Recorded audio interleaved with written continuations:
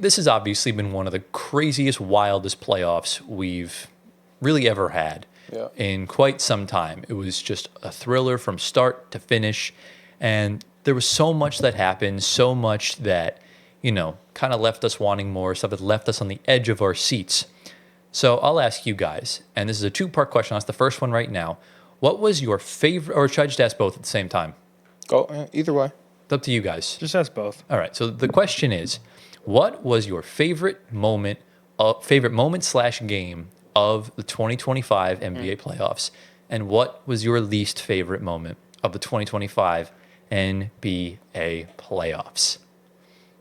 Go ahead, Gio.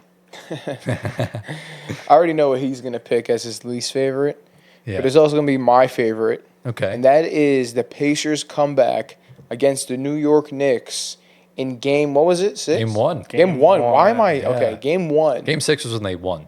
Okay, you're right. Yeah. In game one, where Neesmith, my goodness, he turned into a star in my eyes. Oh, bro, you have no idea. How do you feel about that? He's not a star, Gio. He's just mad. He's salty. He's still very salty. Remember, no Hallie next season. Nemhard and Neesmith could potentially make themselves all-star caliber. Ooh.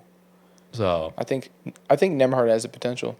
But anyways, yeah. What was it? 16 straight points for Neesmith or something he like made that? like 5 threes in a Yeah, row. 5 or 6. Insane. I think it was 6 And actually. he got fouled on like every single one too. Yeah, no, he's a different breed. And then, Yeah.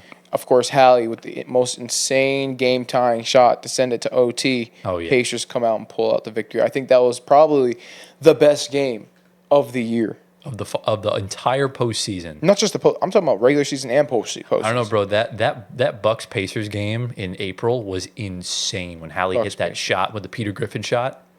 Are you talking about the The one what's it called? where Giannis fouled him in the regular season, right? Oh. Yeah, when Hallie hit that shot.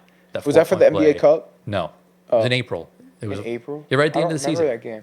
When Nemhard inbounded to him, he took the 3 from the wing. Yeah. And then he looked like Peter Griffin in that one clip. Yeah. That was like That was a good top game too. I think this one was better though. Fair. Or until Russell Westbrook did the dumb stuff against Minnesota, the double OT game. That was another great, thrilling game. Dude, we're not gonna even bring that up. Why would you bring that up? Why? Yeah. Or the Bulls game where Josh Giddey just hit that crazy game-winning half Sorry, court. that's the game of the year. That is the game of the year. That might That's the be game of the year. The way that game transpired, from the 3 to the steal to Kobe Yeah. White's 3, Austin Reeves layup, Yeah. and then Giddey hit the half court game. buzzer That was beater. insane. That was crazy. That might be number one. But then the Pacers game is second. But that game was amazing too. Yeah. But no, yeah, that's my biggest moment. So Anthony, what's your least? favorite? What's your least? Yeah, I want you to go first. Yeah, No. go. We'll do our best first. Try and come up with something different than what Gio said. I think probably the favorite one for me is probably. I have to be a little biased here. Yeah, be biased. That's what it's for. Maybe. Support your team. I'm trying to figure out what my favorite moment is because I was going to say that, but I knew you were going to say it. There's got to be something. Got to press you for an answer. We know it's definitely going to be Knicks related. I would say probably Game 6 of the first round, where they won the series. Now when Brunson finally got the better of Ozar Thompson. Okay, Yes. not finally. Come on, man. I Bro, he think- was clamping him the entire No, time. he I was think not. Bro, that he scored when he was guarded by everyone else. He averaged 34 a game that series. that bro. was my favorite game. He had 40 in that game. That was my favorite game to watch. Yeah, Brunson went off that series. Oh yeah. Yeah, that's it. That's it. That's it. That's it. Not even just like the crazy crossover he had on No. Thompson. That's it. No. Okay, Wow. Very boring. very enthusiastic. But I think there was a lot of good games that happened this sort of postseason. For me, 2 games come to mind. Game 1 of Nuggets Thunder, when the Nuggets came back and won that game, but the Thunder just kept fouling them. Not as entertaining. My favorite game or my favorite moment was probably Game 3 of the NBA Finals. First game back in Indy, when the Pacers just absolutely put the belt to booty Yeah. across the entirety of the OKC roster, where you really just saw, I mean, Nemhard had SGA like visibly bothered, and Aaron Neesmith was playing well, and Halliburton was 1 rebound shy of a triple-double, and Siakam finally had a good game in the finals because the first 2 games were just not very good. That was probably, I mean, game 1 of Knicks Pacers is the best game. Like, we know this. But if I had to pick another moment, it would probably be that. That was really when I started believing that the Pacers could really do this. Yeah. And I'll give an honorable mention for mine, yeah, and that would be Game 7, Nuggets versus Clippers. Nuggets just completely destroyed the Clippers. Russell Westbrook was just all over the court that game. Yeah. He was the reason why they won that game. You can't tell me anything different. So I mean, they won by like 70. But doesn't matter. okay. It was all Fair, Russ. fair enough. So let's transition now. What was your least favorite moment from least favorite moment / game of this playoffs? Least favorite game is where when Russ got eliminated from the playoffs In game 7? in when Game they- 7 against OKC. It was Yeah. just a complete blowout, boring game to watch. It was really just a letdown.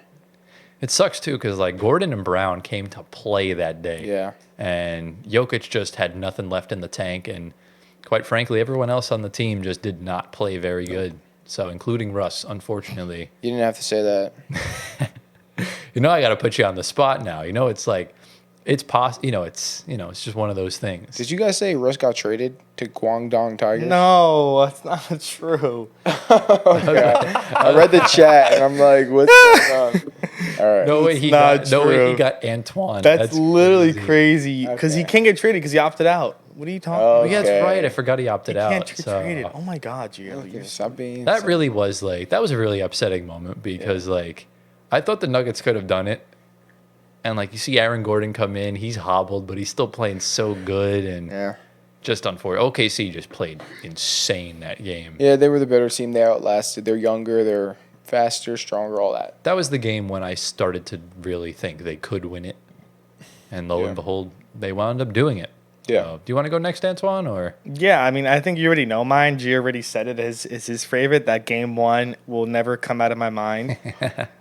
Most awful game I've ever seen as a Knicks fan my entire life. Plus, I was out at a bar watching it, and everybody just was deflated and just did not want to talk to anybody. I didn't want to talk to anybody. I was done with life at that moment in time. We need the footage of that bar, bro. You know what the worst? Oh, I don't know if they have it. That It's bar River was Henley. dead. Bro, you know what like the biggest insult to injury was about that night? It would have been bad enough if Hallie hit the 3 and that was that. The fact that it was a 2, he did the choke celebration, and then the Knicks just proceeded to flop in overtime Yeah. and gave up a 4-0 run at the end to their former player.